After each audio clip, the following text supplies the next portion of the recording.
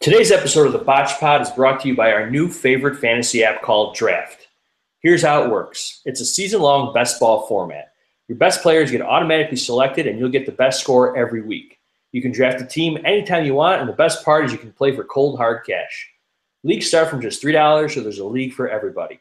Just search Draft in the App Store or go to playdraft.com and come play free with promo code fake pigskin. For a limited time only, all new players get a free entry into a $3 best ball draft when you make your first deposit. But you have to use our promo code fake pigskin. Ladies and gentlemen, let's go.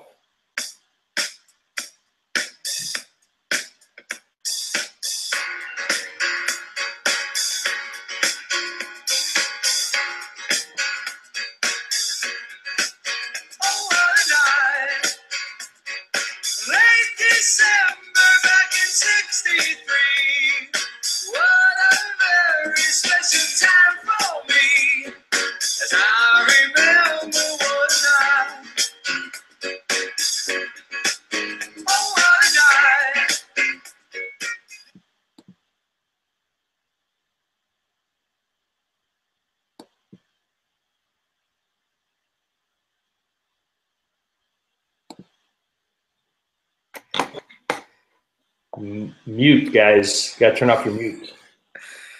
Oh. Tonight's episode of the Botch. Wrong one. Welcome to the Botch. Welcome to the Botch Pod, guys. Brought to you by Fake Pigskin. I know Zach and Josh are having trouble with their microphones over there, but I'm sure when Josh gets going, he will be able to lead us into the promised land. In the meantime, your host is Josh Bennett. How are you, Josh?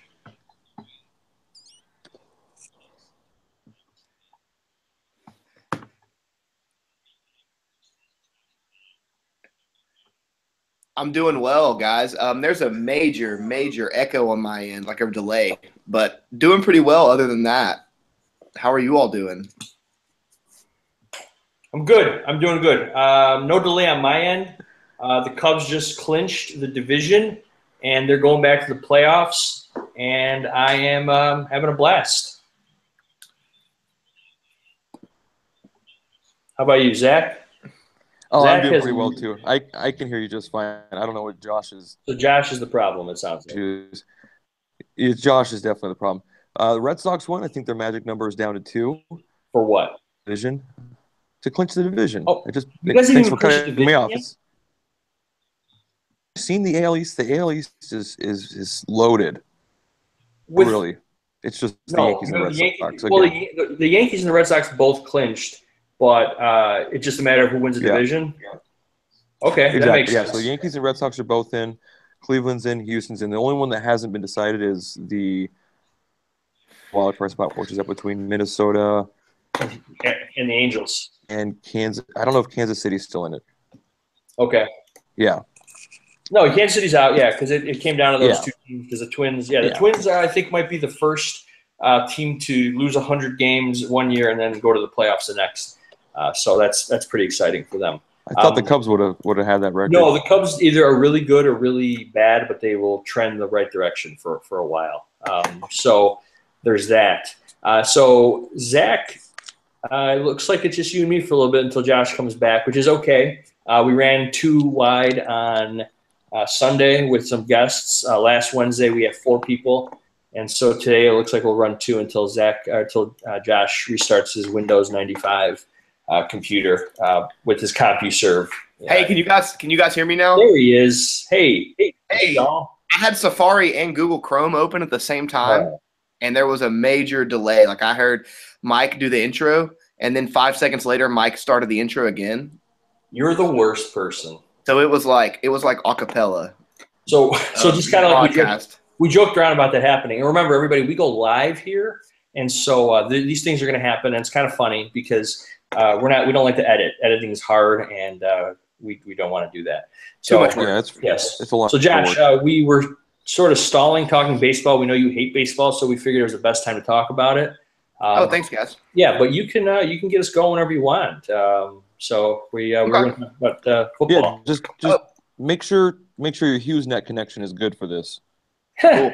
My Apple computer from I stole it from an elementary school back in like 1999, and I have a few technical difficulties from time to time. Your Macintosh. Still say like It's a Macintosh on yeah. the side. Yeah, it's pretty awesome though because I play Oregon Trail all the time on it. Nice. We played Oregon Trail once. I remember doing that at work last year. Wait, we played what? What was that? Oh no. What was it? Oregon? What was that? Oh god. Tone down the Chicago. How do you say it? Oregon. It's Oregon. Oregon Trail. Oregon. Whatever. Now, if me and Josh agree on anything, then that's what it is. So. Right. All right. And we never agree. You don't agree. Never. I know. Okay. Well, let's get started. Sunday night, we were doing our podcast at halftime of the Sunday night football game, and at that point, I think Amari Cooper had 0 catches, and then at the end of the game, he had 1 catch for 6 yards. Zach, how you feeling about your boy Amari? Like actually feeling, Zach. Like don't lie. Here's the thing. You guys want to shit on me all you want, but here's the real thing. In one league of like 17. That wasn't 16, a question. 15. So I'll answer your question. Do I feel great about his performance so far? No, I don't feel great. Do I feel great about him moving forward still? Yes, perfectly fine. I'll still take him in the top 5. He's still that receiver that he's gonna be big one day, and everybody's gonna regret it. Everybody's gonna be moving off him because he'll be 23 or 24, and they're like, oh, he's 23 or 24. Cooper Kupp is younger than him or whatever, because Cooper Kupp doesn't age now that he's 24. But it's gonna be that bullshit, and I've had it. A top 5? That's crazy. Top five startup pick. Because he was going top 5 after his rookie year, or like at least top 6 or 8, somewhere in there. Yeah, and we'll talk about startup. We'll definitely talk about startups later, but I'm pretty sure you may have had a chance to take him top 5 and you didn't, but that's just a spoiler. Oh, that's fine because that's just a spoiler. We'll talk. We'll discuss this later. Yeah, but no, the Raiders criminal. We'll talk about this later. The Raiders look. I mean, going back to the original question, the Raiders looked really bad. Maybe because it was like their first primetime game in a few years. Maybe because they traveled West Coast to East Coast. The jet lag or whatever it may be, but they didn't look good. Washington's not that good. They lost, week 1. Everyone's beating everybody up. They look bad. Michael Crabtree looked like crap. Biggest issue. That's the thing too. It's like looked like garbage. Marshawn didn't do much. Okay, but Crabtree was hurt. He left the game hurt. Their biggest issue, I think, was putting too many marbles into this Marshawn Lynch return. Also, Crabtree has at least he's done a lot better this season. Right now, Amari Cooper through 3 games, 10 catches. 10 catches for 101 yards and 1 touchdown. That was Antonio Brown's stat line this week. Okay. And that's what Amari Cooper's done in 3 games. So here's the thing. 3 targets. Cool. So here's the thing. When the entire team is garbage, which is basic, they've just been so far. What do they play? The Jets so far? So that's the Jets, the Titans, and the Redskins. See, exactly. So the Titans are still coming together. You had a lot of guys. That was the first game of the season. A lot of guys just playing their first NFL game. So here's the thing. Said it already. Marshawn is – I don't think he's going to be what everybody expected. I think everybody's going to kind of start realizing here shortly that he's an older running back. He hasn't played football in a year. Often injured, before he went out and, I don't know, kind of went out on like a light note, if you will. But – I mean, the thing is he's not the answer at running back either, and I think everybody in the organization kind of knew that. But I think all the fans and all the fantasy guys were sitting there going, Marshawn's going to be a top 5 running back again. It's just not the case. That they still need a running back, and until you establish that running game consistently, then they're just gonna rush. They're gonna blitz the hell out of Carr every single time, and he's not going to be able to have enough time to get the ball out. Or if they face a semi-decent defense where you have Josh Norman on that defense and Rashad Breeland, who's pretty good too, you're not going to be doing well. Especially how they can rush the passer. I mean, Ryan Kerrigan just had a heyday there. I know he only landed up with like 1 sack, but he was pressuring all the time. That entire defense was lit. And the problem is it's not going to get any better because they're traveling to Denver this week to play the number 1 ranked defense of the Denver Broncos. So Still the number 1 ranked defense? Is it 2015 still? What the fuck? People forget it's 2015. Yes. Mm. On the other end, the Redskins they look like they look like the kind of team that's they're not going to have like a guy that goes off. The Redskins they won 2 straight, and they really haven't had a guy. I mean, their best player, if you want to call it that, has been Chris Thompson. If you want to talk about fantasy stats, Jordan Reed's been hurt. Terrell Pryor's not done anything that people thought he was going to do. He was going as early as 3rd and 4th round in startups and redraft, maybe 5th, 6th round. Hey, Josh Dotson, my boy Josh, he caught a touchdown pass. He did. In very Josh Dotson fashion. So yeah, that was nice. He caught it. He kind of stumbled over the finish line. The finish line, they call it the end zone. And yeah, that's the thing. It might be a different guy every week where that offense might be frustrating to deal with. So far, Jamison Crowder hasn't really lived up to the preseason hype. That's another Zach guy. And then obviously Bob Kelly, Robert Kelly. He was hurt. He didn't play this week. Their running back situation is a little bit muddy right now. So both teams, you got a lot of quote unquote stars that are out there that you can start every week, but it's going to be frustrating. Vernon Davis, the ageless wonder, he filled in very well for Jordan Reed. And but as long as Kirk Cousins keeps doing his thing, if you have him, you probably have nothing to worry about. He'll give you those 2-3 touchdowns, 300 yards, because that defense, for the most part, is not going to hold many teams. Derek Carr, I don't know what to say. We'll see what happens. Overrated. I agree. I said it. The Raiders. Okay. The Raiders. And that's enough Raiders talk. Yeah, that's talking Raiders. Oh. Monday Night Football, we got to see the Dallas Cowboys face off against the Arizona Cardinals, Zach's Arizona Cardinals, for that matter. And Cowboys won. And I'll be completely honest, I'm a cable cutter. I don't have ESPN because I'm a millennial, and I'm single-handedly trying to destroy the cable industry as we know it. So I didn't even watch that game. I didn't watch it. And do we have to pay ESPN for saying that? Yeah. I don't think we got permission from ESPN and the NFL to mention that game, but that's okay. They're not listening. On a related note, just real quick, since somebody graciously gave you access to the Red Zone, that also gives you access to ESPN. Yes. Oh, piece of information. God. Yeah, I watched ESPN on my phone today, driving back after to see the Cubs clinch because they were on national television. So you're watching television on your phone as you drove. Wow. I was, and I was texting never going to Chicago. And I was texting you because you were asking me to update the Google Doc. So did you not take the train because the train was delayed that one day and you cried? No, this is after softball. We won. We're going to the finals. Oh my God, more softball. I'm sorry. It's almost over. Next week it's over regardless. Nice. What was I hope your y'all stat win line? then. I'm not Austin. I didn't write it down, but I think I was like 2 for 4 in the first game. Oh, wow. So you're a slugger, as they say. No, that is not. As they say, you have a .5 batting average. Oh my. Okay, let's move on. That is terrible. That's embarrassing. Okay, let's go on to our favorite topic. We can talk about Monday night. I didn't watch it, but go ahead if you want. Zeke's back. Zeke's back. Cowboys are back. If their offensive line can hold up. Problem is, if Dez isn't getting, Dez had 3-4 targets, and he got lucky and scored a touchdown on one of them. Still did better than Amari. He did do better than Amari. I think you know what? I'm going to see what wide receiver number Amari was this week. As you guys talk about other stuff real quick, but okay, cool. I'm going to see where he went. We finished. Zach, I did watch the Cardinals game. You're a huge Cardinals guy. Yeah, I did. I watched them mostly because only watch the Cardinals games, so that's the only thing I can really talk about when it comes to football at work. I watched it all the way up until after Zeke scored, and then I turned it off because I hated football for a while. But Zeke was definitely good. Was good. Everybody was good on the Cowboys, but I don't know if it necessarily means anything. We all kind of thought the Cardinals sucked. I think the fact that they were tied at halftime or coming out of the half, I think that was more shocking than anything. The Cardinals they're not back. I mean, Larry Fitzgerald, I don't know how he's still playing football. He's playing at a high level too, but he was the only thing that looked good in that game. Everything else was garbage. And then they plan on starting Chris Johnson next week.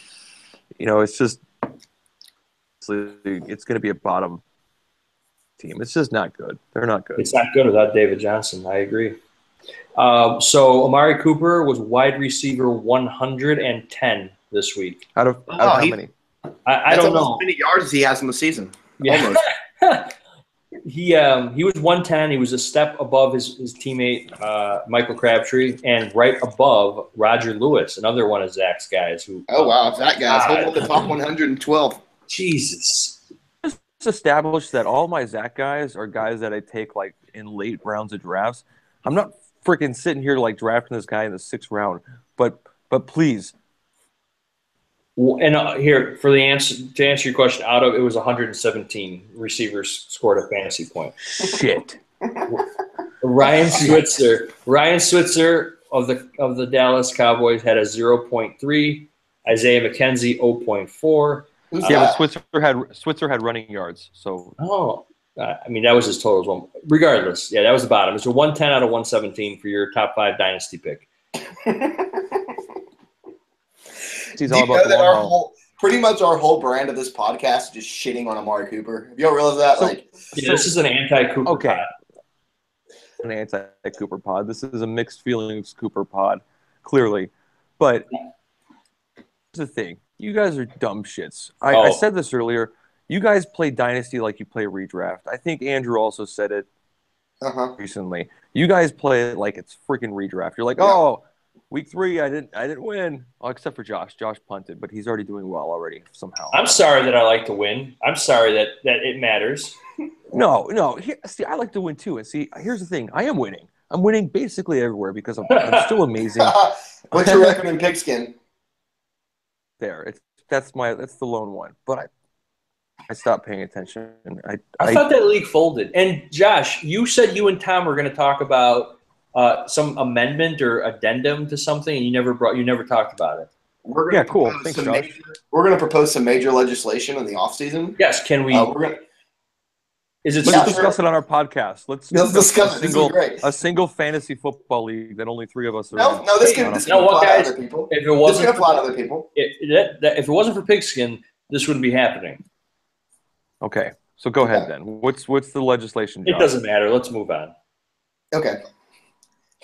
No, really. Tom and I are going to propose that we move from 1 QB because that's the most archaic bullshit form of fantasy football. And we're going to move to super flex. That's fine because I have Bortles and Carson Palmer, and that is super flex city right there.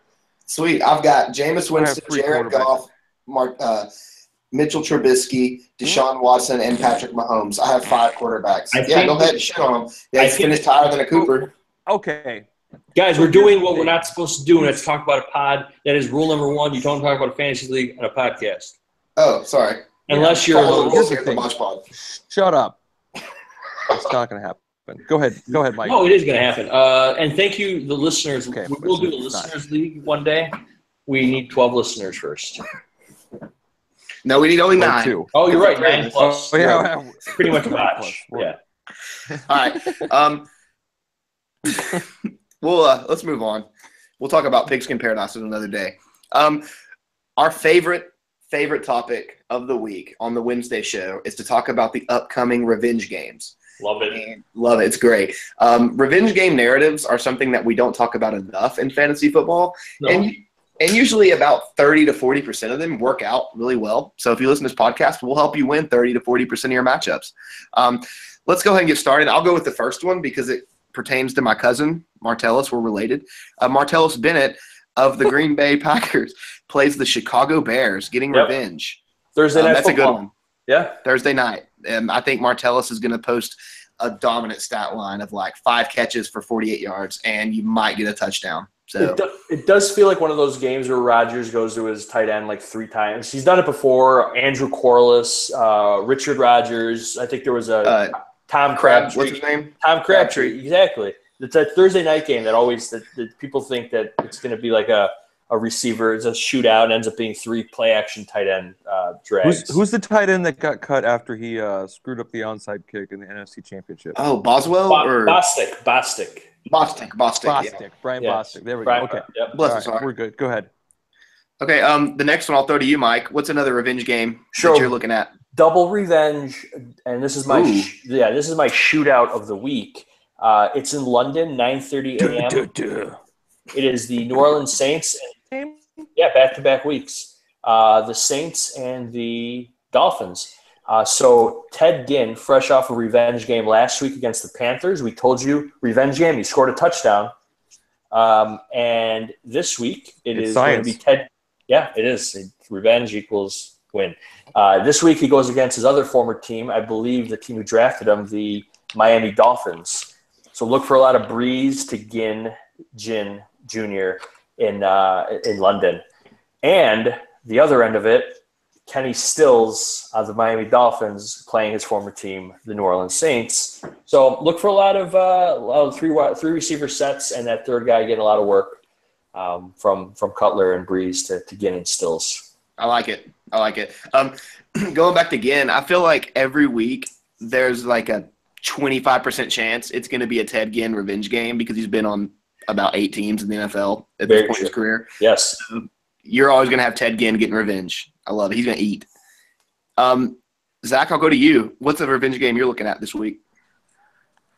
I would honestly say that probably my favorite type of revenge game is the one that nobody really knows about, and this is it. It's going to be Buffalo-Atlanta. That Patrick DeMarco was of the Atlanta Falcons. Fullback. DeMarco, not DeMarco Murray. That's the check. He's now with Buffalo. Right there. So he's now with Buffalo. I didn't even know that. So this is news to me, first of all, because I thought Tolbert was the Buffalo fullback. has Tolbert. No, they have Tolbert and DeMarco. So they went from a Tolbert revenge game against the Panthers to a DeMarco revenge game against the Falcons. Oh, cool. So if you're Buffalo's listening, be coming sure off to a start win. him. Yeah, exactly. Start Patrick DeMarco in your block. I guarantee you he will have a fullback flat touchdown. I guarantee you. Ooh. Okay, all right. So that's guaranteed. Tyrod Taylor. Definitely listen to Mike there. Okay, I'll go with the next one. Oh, God, what do you have to say about a fullback? Go ahead. Because he's a fucking fullback. The next one, this is a pretty big one. Hugh Jackson with Cleveland is playing his former team, the Cincinnati Bengals. When he was in Cincinnati, he ran the ball a lot, and now he just wants to kill DeShone Kizer by letting him sit in the pocket for hours at a time. So, he's evolving. We're all evolving. Okay, the next revenge game. This is one of my favorites. Mike, go ahead. I'll let you get it. Lance Dunbar of the Los Angeles Rams. Yeah. He's on the IR, but they're going to try to win for him because he can't play. And who better to help him out than former head coach of the Cowboys and now defensive coordinator of the Rams, Wade Phillips. Wow. So that's big. If you're looking to stream a defense this week, the Rams defense, because who knows the Cowboys better than Wade Phillips? And I'm going to hope that it's a Tony Romo CBS game. Oh, I hope so. Tony Romo, I've only listened to about 4 minutes of him, but apparently he is he's good. Master of all time. Yeah, well, so he was that's something to look forward to. Yeah, that's great. Let's see. What's Zach? What's a revenge game you're looking at this week? So I don't know if this is really a revenge game. It's a future revenge game for when New England, this team in the playoffs. It's not the playoffs, the Super Bowl. So it's New England, Carolina, and it's really not, like I said, a revenge game, but it's more of an audition. It's Christian McCaffrey's audition for the New England Patriots. Since he'll be playing for them, I would assume the Patriots trick him into a trade, but it's probably likely after his rookie contract expires. So what makes you think that McCaffrey will play for the Patriots? Something about him, his character. He's always in the building first in the morning. He's the last guy to leave. Son of a coach. Son of a football player. Yeah, lunch pail guy. Exactly. He's that guy that brings his lunch to work. In a hard shell lunchbox. Oh man, I think he's perfect for him. So I think he ends up on the Patriots as like they trade him for like a defensive tackle or a first round pick that's a 32nd in the draft. Something that they think of course they got him over. And don't forget, it really worked out last time when Carolina gave up Brandon LaFell, went to New England, caught a touchdown pass in the Super Bowl that they won. So they got a little track record there. Nice. And Coney Ely, revenge free game agent for all you IDP guys out there. Free agent Coney Ely. He got cut. He got released. Well, can we get that out? Golly. We'll edit that out. We don't have any IDP guys here except for me. The next one, I'll take this one. Chris Ivory, who is still in the league somehow and still relevant, and we still talk about him. He plays for Jacksonville, if you didn't know that. And he's going up against his former team, the New York Jets. And Chris Ivory will probably get about 1 to 2 carries for 12 yards. So that's it. Breaking news. Speaking of the Jets, breaking news. Coney Ely is on the Jets. Oh, wow. So Mike was right then. Or was he? No, I was wrong. No, he was wrong. He was wrong. We're all wrong. Okay, moving on.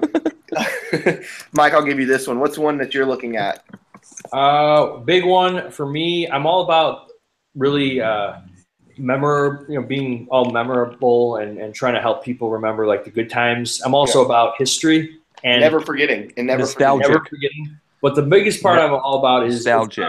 Is about PPR running backs, little scat backs, and nobody embodies that. No one ever will more than Darren Sproles.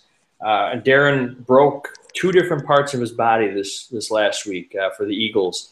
And this week he was looking for – this would have been the revenge game of all revenge games. It would have been the Eagles and Darren Sproles going to the Chargers to face Phillip Rivers and his former team. People forget that before he was a Saint, he was a Charger. Him, Vincent Jackson, and Antonio Gates almost took the Patriots out in their 17. They were 17-0 in the AFC Championship game. But now he's hurt and he's an Eagle, and he won't get to play his former team, the Chargers. So these 2 teams are going to memorialize for him. I'm thinking a lot of checkdowns to Braden Oliver, a lot of Wendell Smallwood, just to kind of pick up those 10 catches for like 44 yards on a 2-minute drill type feel of the game. It's going to be a Donnell Pumphrey kind of game. Is he still an Eagle? TJ Watt, maybe a little fullback dive. You forget that Sproles and Tolbert were both in that Chargers backfield at one point. Is a linebacker for the Steelers.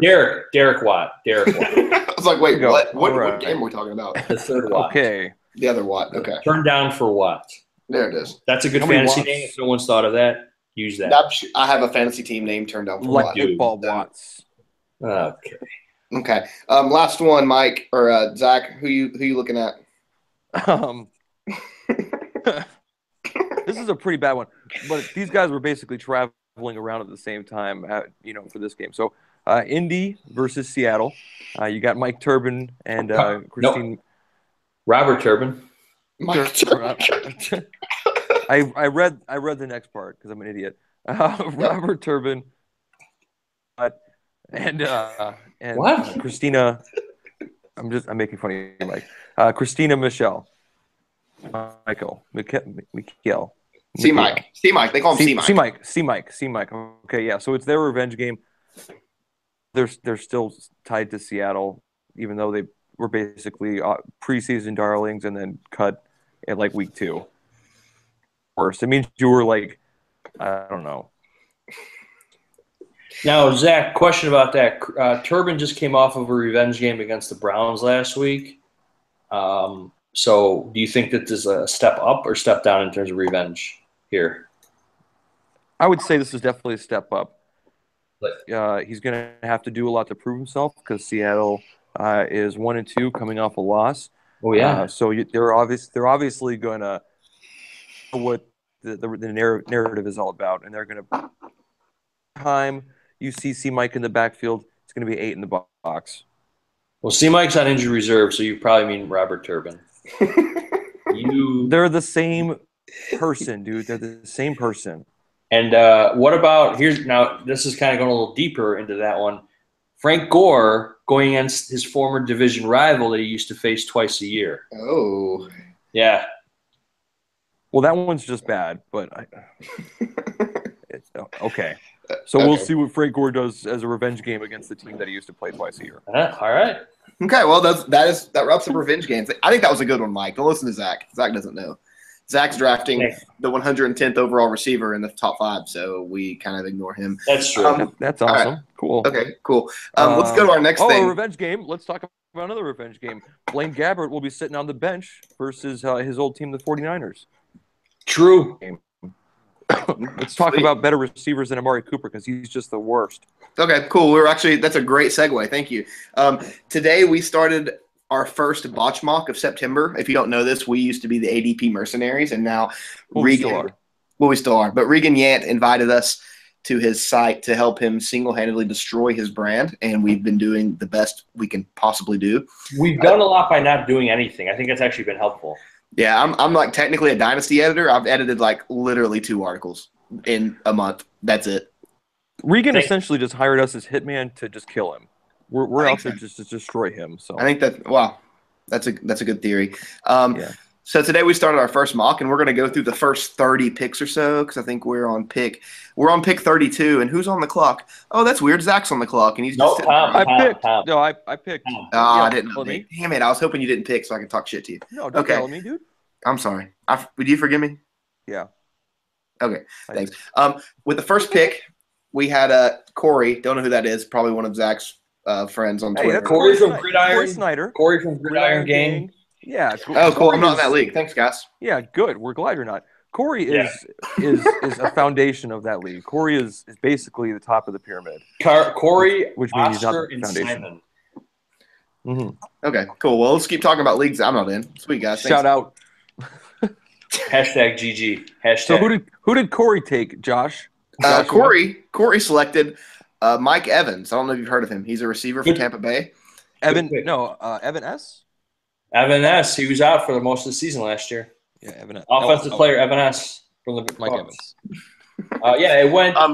It went Corey. Yeah, Corey went. We went receiver heavy. We changed it up, and I want to get to your pick, Josh. Well, let's get to the first 3 first. I want to see what y'all think of those 3. We had Mike Evans 101, Odell Beckham Jr. 102, and then Antonio Brown to Austin at 103. Predictable. It's predictable. Predictable. It's like we're drafting in March, right? Exactly. You can swap any 3 of those names, and you're like, oh, okay, that makes sense. Oh, okay, that makes sense. Like, I don't know, Corey might have been drunk, and he's like, oh, let me change things up and get Mike Evans, even though I can get him. I think Evans and Beckham are good. I think Antonio is a little late there, early, but he's very good. And if you want to win now, Antonio Brown's probably got 2-3 more years of superstar relevance. See, and that's my thing about Antonio Brown. I agree with you, Mike. I think that it was way early for him. I worry about when Ben Roethlisberger inevitably retires. He's probably week 9 or 10 just going to explode on the field, just explosion.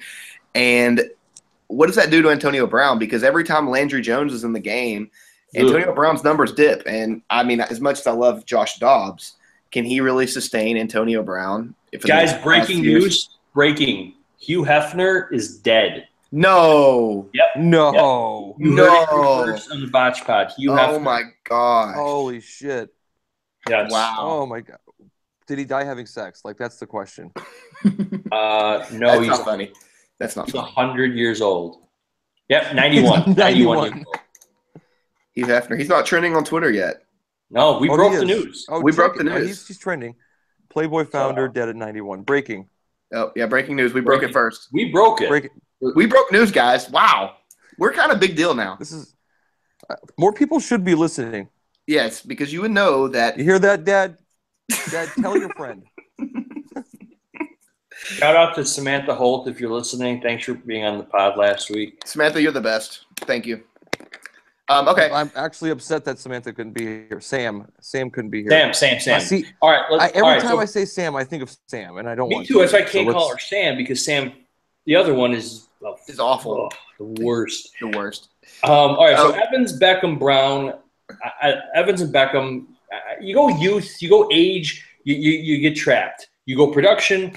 You're fine. I mean, if you say Antonio, what happens to Ben? Well, you could say the same about Beckham and Eli, who was drafted the exact same year. So that argument's a little Yeah, well, but also you're talking about but the Odell wear Beckham, and who's 24, and Antonio Brown is, what, 29? You're talking about a 5-year difference. But also, let's establish something. These guys may be in the same year, but the wear and tear that Ben has taken far outshadows anybody else that was taken that same year. And Eli's never missed a start. Never missed a start. Rivers, I don't know whenever he was injured, he probably missed like a couple games for a shoulder at some point in time. But I mean, the dude's he's played a lot of games as well too, and he hasn't. Even though he's had a bad offensive line, the dude just whips it at his offensive lineman's feet and doesn't get sacked. He doesn't, but they're not as damaging as when Ben gets hit or gets hurt. It's not good. Right. Okay. Well, that's the first three. I think that's pretty typical of a dynasty mock. Even though people just kind of go with groupthink and go with the top guys. I like the Evans and Beckham pick. Not a huge fan of the Brown pick.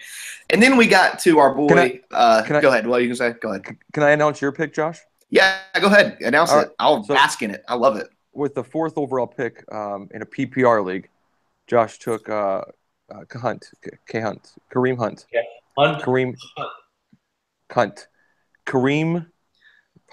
Hunt. Yes.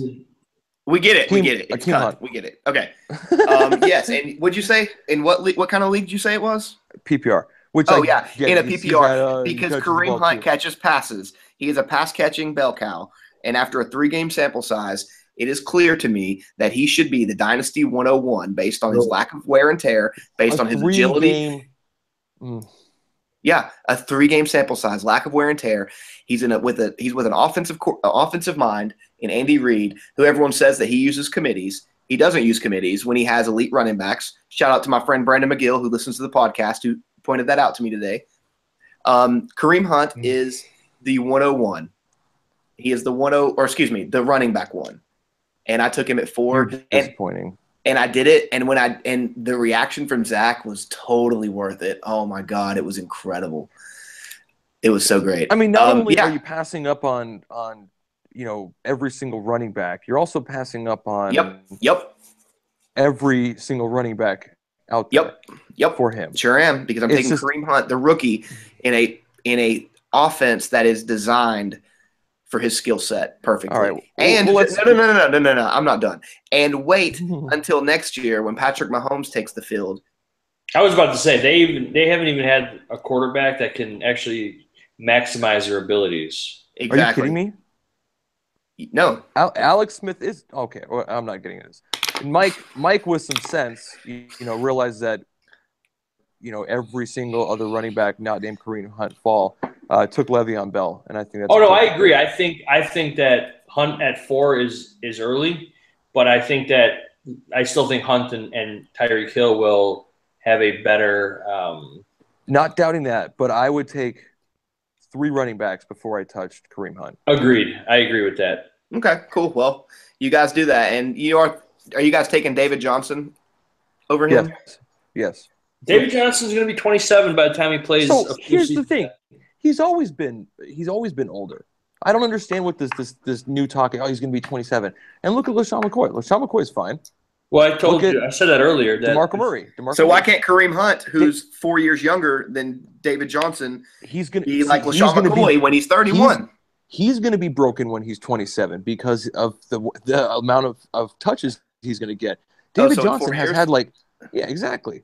So David Johnson has had 2 active seasons, and now he's missing this one. How does he have any wear and tear? He's not a normal 27-year-old. Granted, obviously he played in college and everything, but he's not beaten up like some of these guys are. And he's also Kareem Hunt, though. Neither's Kareem Hunt. Yeah, okay, but he's played 3 games. He's played 3 games in the NFL. Anyway, that's 2 games more than David Johnson's played this year. Okay, yeah, whatever. You're an idiot. So after Le'Veon Bell, it's Ezekiel Elliott, which makes sense. Julio Jones, which Sam took him, and Sam's a Falcons fan. Shout out Sam for being nice to Sam. Yes. Can I announce your pick? And then I had. Can I announce your pick?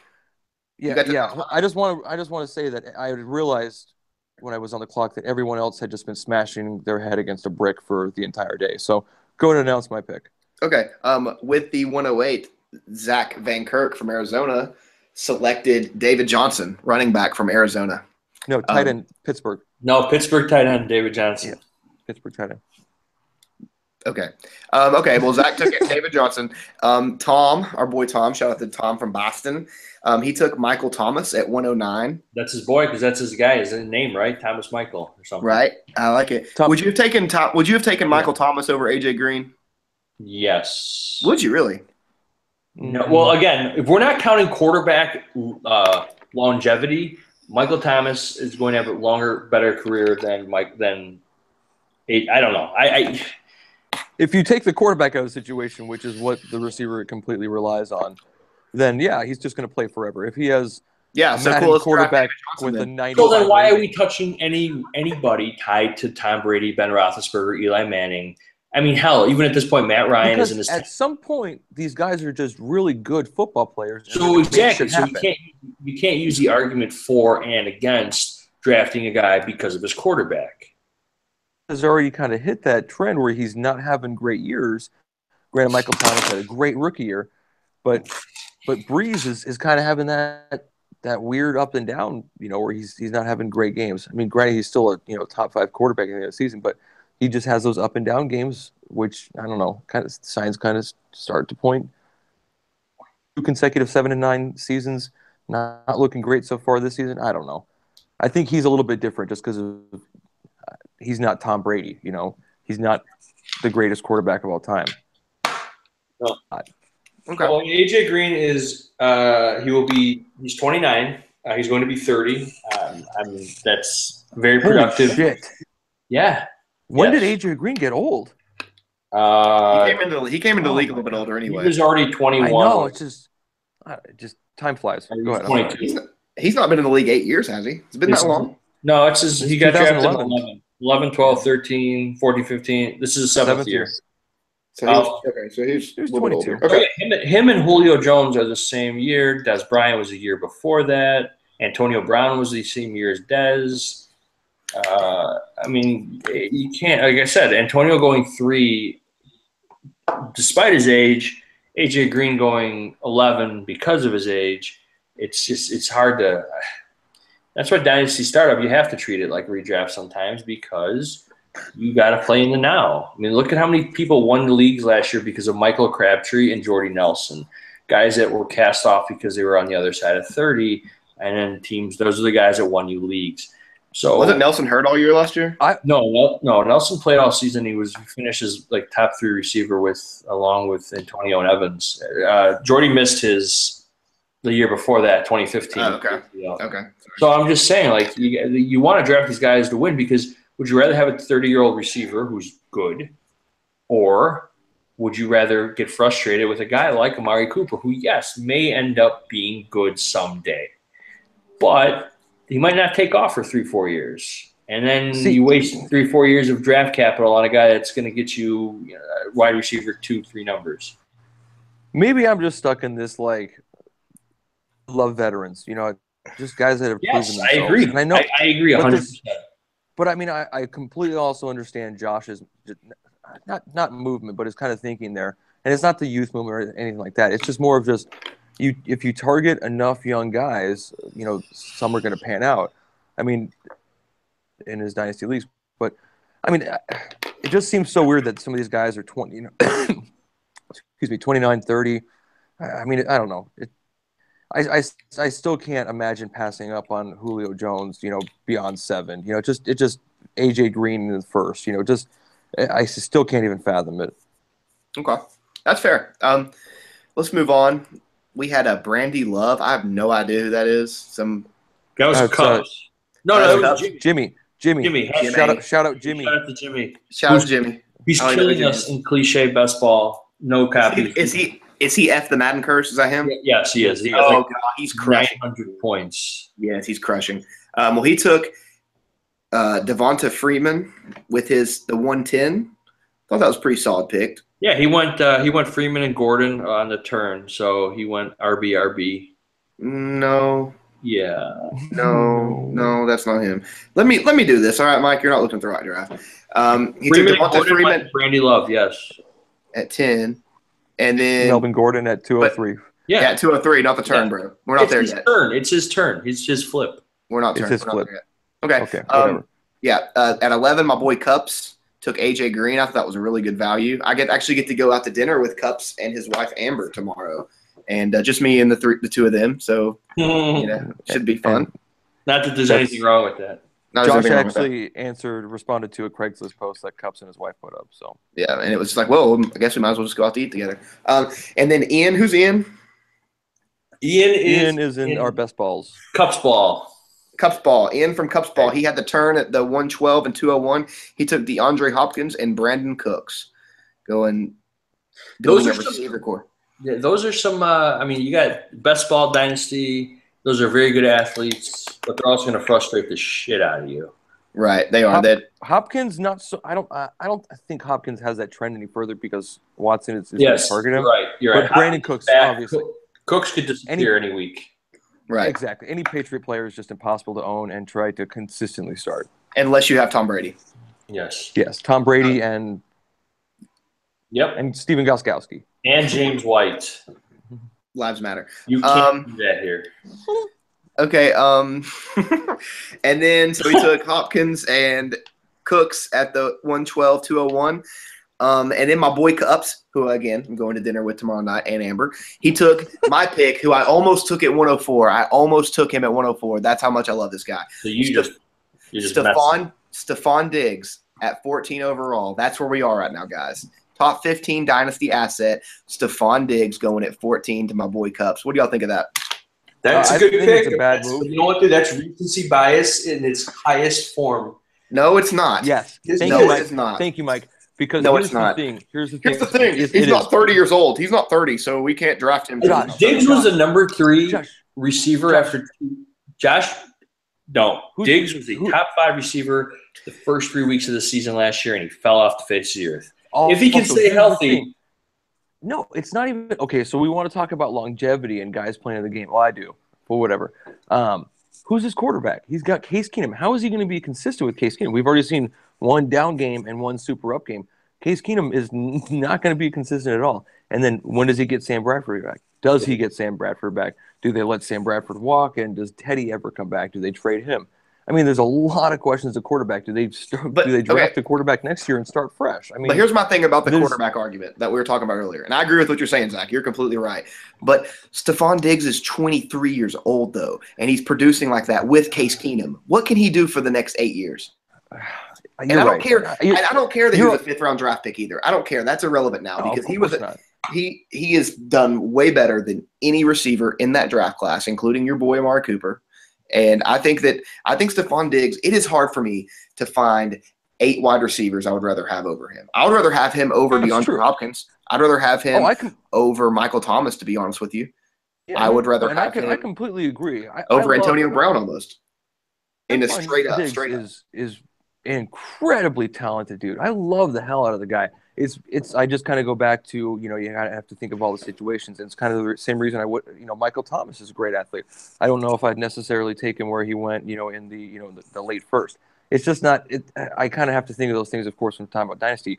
Beyond that, though, Stephon Diggs he's probably one of the, if you would have taken him at 104, he would have been the fourth receiver. He may be a top 4 receiver in the NFL right now, just in terms of talent. Big playability, just everything that he can do on the field. Last week was incredible. That catch, giant jumping catch in the end zone. He's a stud. He's great. I love him. Mike, what do you think of Diggs? I've seen too many receivers just falter long term because they just don't have the consistency they don't have the guy to throw them the ball. And if a team, they're lucky their defense is good right now. Because if there's no threat of the run, and if they don't have a good defense, Diggs is he's just going to get washed out. They have a good tight end. They have good Kyle Rudolph. They have Adam Thielen. They have Dalvin Cook. There's a lot of options on that offense. If it's used properly, he's not going to be – and again, look at the teams that they've been playing too.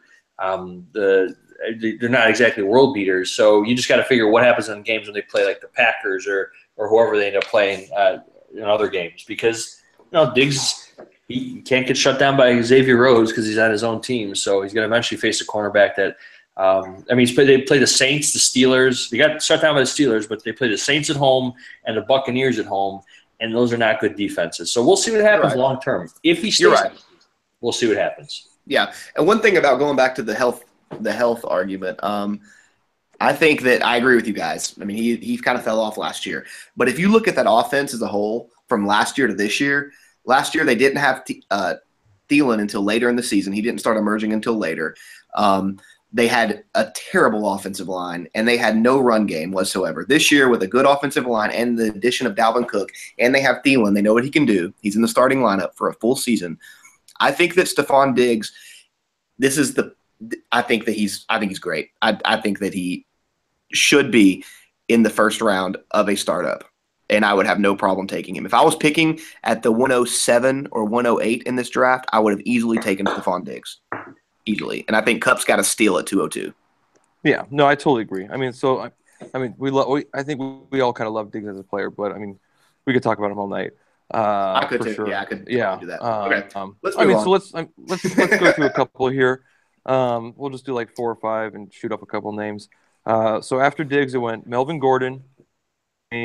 Tom took Amari Cooper, 16th overall. So hold on. I think is Cooper went 16th. Now, Zach, I believe earlier you said that Cooper's a top 5 dynasty startup pick. At 8, was Cooper not available? Cooper was available, and I had my finger on the trigger too, and I saw David Johnson there, and I go, "There's no way I'm taking David Johnson." Okay, so you're pretty much Josh and Austin ruined it, because if Josh would have picked the right guy, I did take the right guy. Austin, if David Johnson went ahead and I had an option of, so the other options would have been Kareem Hunt, of course, Michael Thomas, Devontae Freeman, AJ Green. I may have taken AJ Green, but I would definitely would go with because that would still be top 5 because he would go. I know he would go next. Fair. All right. That was a good answer. I appreciate your honesty there. Gurley went 17 to you, Zach. He was. That's late. That's a great steal. Yeah, I think so too. I would rather have him over. I'd rather have him over Melvin Gordon. Yeah. I'd rather have him over Freeman.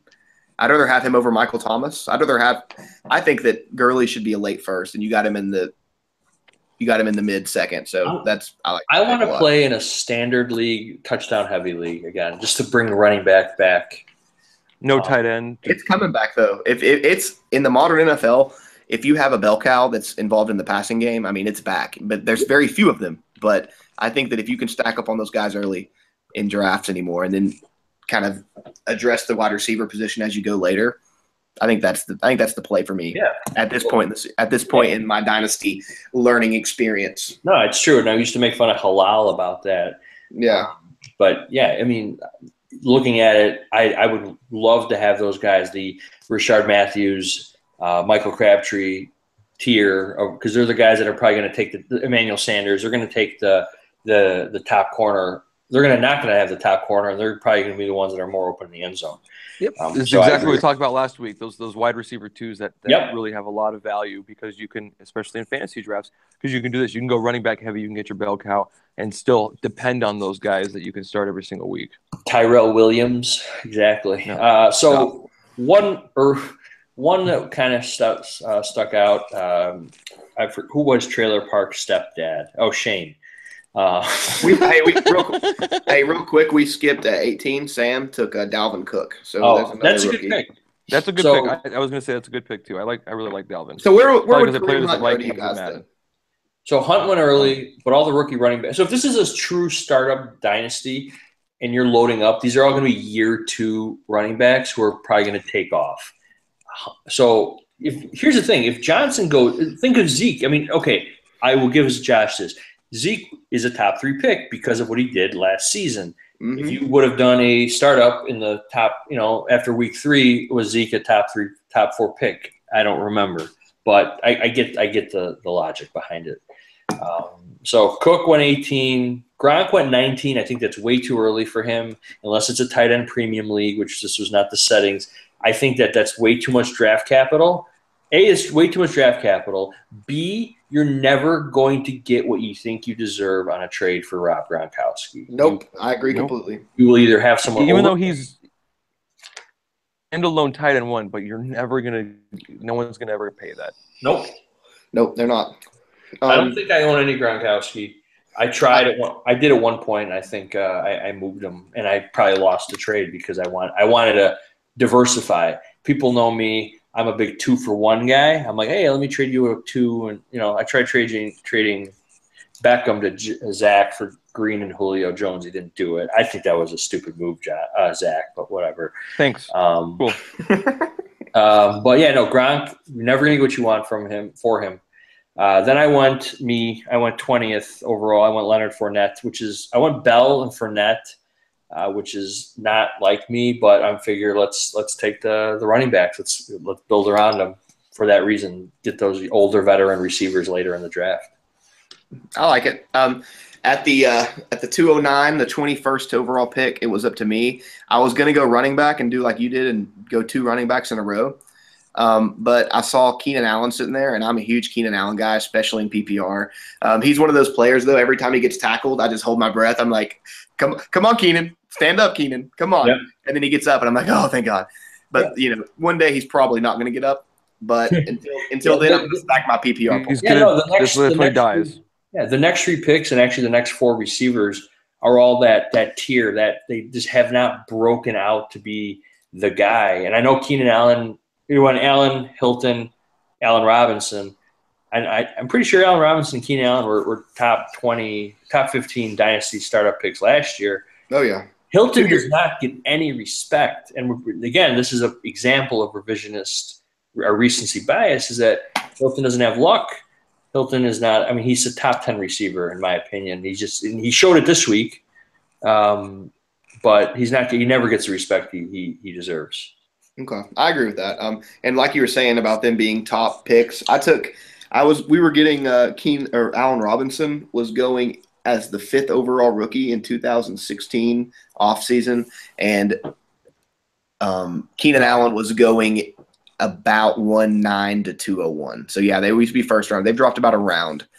And then our friend Corey, he doubled down on running backs at the turn at 212 and 301. He took Jordan Howard and Joe Mixon, which pissed me off because I was going to get Joe Mixon with my next pick. I was like, oh, it's cool. I'll get Ty Montgomery, but we'll see how that goes. That's a great start for Corey because he was able to get Evans first, and he still managed to get 2 young stud running backs in Howard and Mixon. That is a great start especially for 101 to come all the way back around and you get 2 young running backs. That's ridiculous. Right.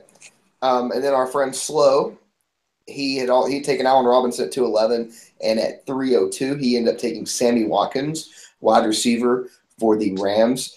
I don't know how to feel Flo might have thought this was a real league and that he was going to trade him to Cups. I think that's what this was. So I see. And Slow went with Beckham, Robinson, and Watkins. So he shored up the receivers. They're all very young. He's going to have those guys. Their prime is still coming. I mean, you figure Allen Robinson's a free agent. That's that whole class. That's that 2014 class right there. And obviously Watkins already changed teams. Allen Robinson probably would go into free agency. And if Beckham goes to free agency, and I think that would be the best for his dynasty value, not to be tied to whatever Eli Manning or whoever ends up replacing him. Yeah. Well, just think of it this way, though. The 2018 NFL draft class at quarterback is absolutely stacked at this point. And if the Giants keep sucking, they're going to have a good pick, and they'll be able to draft a successor to Eli Manning. So let's keep that in the back of our mind when talking about OBJ. Good point. Okay, so what do y'all think of Sammy Watkins overall? I'm so hesitant to invest in him heavily. I always have been, based on injury concerns, which he's doing okay for now. And Jared Goff looks like a completely different player as soon as you get rid of 8-8 Jeff Fisher, who didn't know how to operate a modern NFL offense. What do y'all think of him? Do you think that that's a steal at the 26th overall pick? Do you think that that's right about where he should go, or do you think that do you think it was a reach? What do y'all think? I think it was right where he should have gone. So he went after Allen Robinson, who's out for the year. After Ty, I think that kind of makes sense. I mean, before he was ludicrous, man. It was late first, early second was considered a steal. So I mean, obviously it's good value if you think about hoping that he eventually does much better and at least more consistent with McVay. But I mean, I think it's pretty fair value for where he's at. Okay. Well, I like what Slow did because he's not relying on him to be his stud top receiver. Anything he gets from him is gravy. Yeah. I don't feel comfortable with Watkins being my number one guy. He'll get you 3 catches for 100 yards and a touchdown, or he'll get you 4 for 42. But he's got – if we're going on what Slow did on team makeup, he went Beckham, he went Robinson, and he went Watkins. And that Watkins as your third best receiver is great because you're not expecting him to – go crazy, but what you're getting from him is probably better than most teams' third receivers. Right, absolutely. Based on team makeup, Slow did a great job with Watkins going, falling to him at 302. There's some great receivers after him as well, but if you want to go tiebreaker or just skill and athleticism, Watkins is probably your best bet there. Yep, I'd agree with that. After Watkins was Austin, he had already selected Antonio Brown and T.Y. Hilton, and he ended up he sniped me and got Ty Montgomery. Great pick. Packers, amazing pick. Is Ty Montgomery, is he the next David Johnson? I don't like to brag. I do, but I don't like to brag all the time. You totally like to brag. I was on the Ty Montgomery Can you tone down train. the Chicago? I was on Ty Montgomery last year. I got destroyed on a Twitter poll, like 91-9, when I traded Tevin Coleman for Ty Montgomery, and I love it. I love having him. He's dynamic. He's playing a great offense. You forget that it's still. Aaron Rodgers. He might, even if you're losing. Oh no, you're going to pull your guy. You don't have that PPR back. He is your PPR back. He is your every down back. You're losing, you're winning. He's going to be out there. He can run out. He was a receiver at Stanford. We got people on Twitter saying they should turn him to a running back, and he did. They actually turned him to a running back. And it's a great pick. Austin knows that I love Ty Montgomery, and I think that's why he took him 2 slots before I did. Right. But apparently wouldn't have fallen to me because you would have gone with Ty Montgomery. I would have taken it. I had him queued up. Yep. So at 28 overall, the 304, I selected Doug Baldwin, wide receiver, Seattle. Doug Baldwin's one of those weird players to me because he's so productive and he has those stretches this season where he's just balls out. But he's not sexy to me. Like, he's not a sexy pick, which I guess in the mid-third, you're not going to get the sexy picks. You're going to get the guys that solidify your roster, the guys that you're going to start on a weekly basis. But I ended up going Doug Baldwin. I liked it. I was going to go running back at that pick, but Mixon, Howard, and Ty Montgomery were all gone, and I thought he was the best player available. I like him over Dez. I almost took Tyreek, but I didn't want to double dip in the top 3 rounds with 2 cheap players with Kareem Hunt. So I went Baldwin, and feeling pretty good about it. Mike, you picked next. Who'd you take? I went with Christian McCaffrey. At that point, it was about just going with the trend that I was taking younger running backs. My core would be Fournette, McCaffrey, and Bell at that point, and I think that's a good, solid start to any running back core. Plus, down the line, I'm not a big running back guy, but I would always be able to trade one of them maybe for a couple players that would help me build out a good starting lineup, some veterans, people who would rather punt or rather take the younger backs and see them develop. They would be there for that trade bait. Okay. Real quick question before we get going. When you guys approached this draft, did you assume that we were going to start the league week 4, or were you thinking of 2018? Like, what was your mindset when building this team? Like 2018. It's 18. So you were assuming that this whole year was void. Yes. Yeah, I'm assuming. I'm taking, again, we're taking 3 weeks of production and extrapolating that to a season, which would make that decision, would help us make that decision. Right. And if I was thinking that way, I would have probably not taken Hunt at 4. But if I'm thinking that the league starting week 4, I'm taking Kareem Hunt. Yeah, but you're not. It's fine. I guess it works reverse because if Hunt did good in 3 weeks, you're hoping that he does good the rest of the season, which means that you probably would have taken him next year in the startup. Right. Absolutely. But again, Zeke never broke the top. I feel like even after his season last year, he was still never the number 1 running back off the board because of Johnson and Bell. So I don't know. We'll see. It looks like Shane went tight end premium. So he went double tight end. Yeah, he went Zeke, to start, and then he went Gronkowski, and then he went Travis Kelce. So he has solidified his tight end position and locked up the 101 and locked up next season. But no, again, those are two receiver. I mean, those are not the kind of tight ends that are going to disappear half the game. They're essentially receiving threats. Shane went with and he may have also gone best player available there.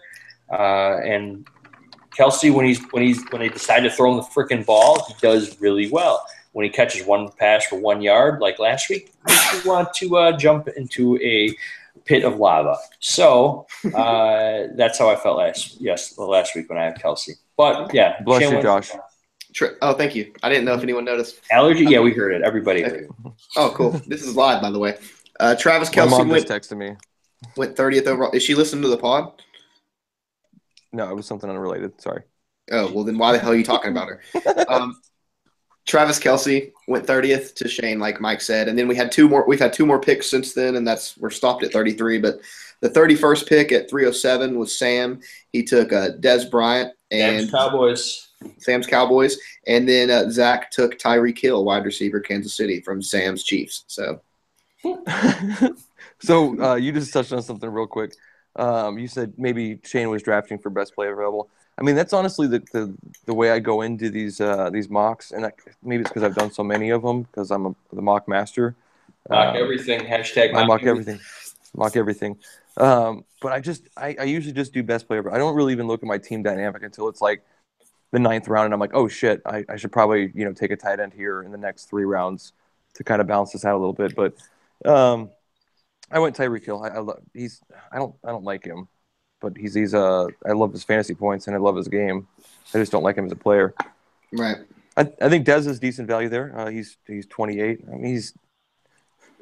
mean, we can always go back to quarterback situation. He's got a quarterback for the next 10 years if they keep Dak around. So I don't know. I think that's good value for Dez too. So good job, Sam. Right. Cool. Well, that's like I said, we're stuck on Tom at number 33, the 309, and we might talk about it next week. But by then, we'll have just completely checked out and had to turn the timer on to finish up. But you guys remember when we tried that ADP draft? The redraft mock? That was a terrible decision. That was awful. Okay, well, good show, guys. I think that about wraps it up for us. Thank you for tuning into the Botch Pod. I'm your host, Josh Bennett. You can find me on Twitter at DynastyJosh.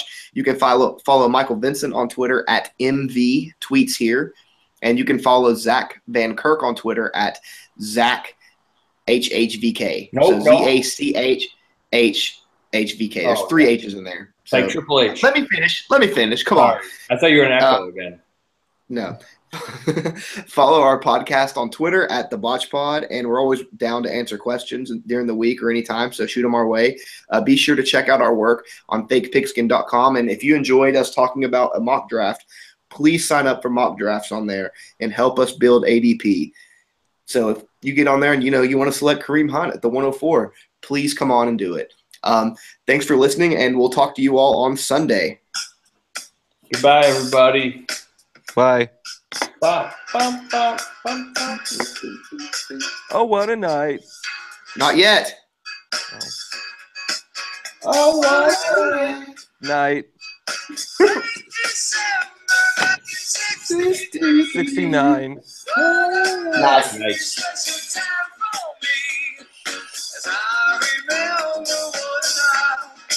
Night. Night. We have 0 viewers right now. Love it. Oh, what a night.